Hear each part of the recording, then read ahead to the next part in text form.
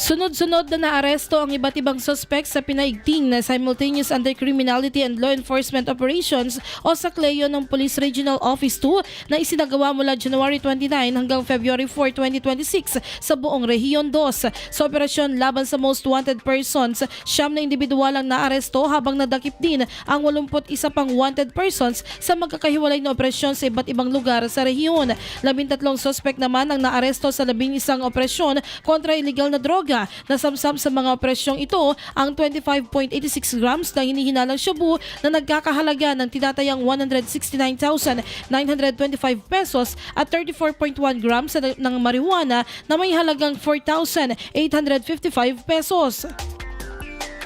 Sa kampanya laban sa iligal na sugal, 14 na katao ang naaresto sa 3 magkakahiwalay na operasyon. Samantala, 6 na individual ang nadakip sa 6 na operasyon laban sa paglabag sa Republic Act 1059-1 o Comprehensive Firearms and Ammunition Regulation Act kung saan 6 na baril ang nakumpiska. Bukod dito, 16 na baril at 2 pampasabog ang voluntaryong isinuko at na-recover sa tulong ng komunidad bilang bahagi ng kampanya kontra loose firearms.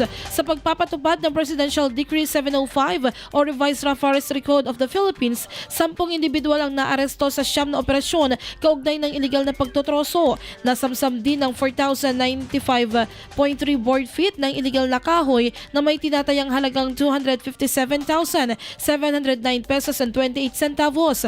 Patuloy ang isinasagawang operasyon ng pulisya laban sa iba't ibang uri ng kriminalidad upang mapanagot sa batas ang mga lumalabag at mapanatili ang kaayusan at kaligtasan sa buong Rehiyon 2. IFM News.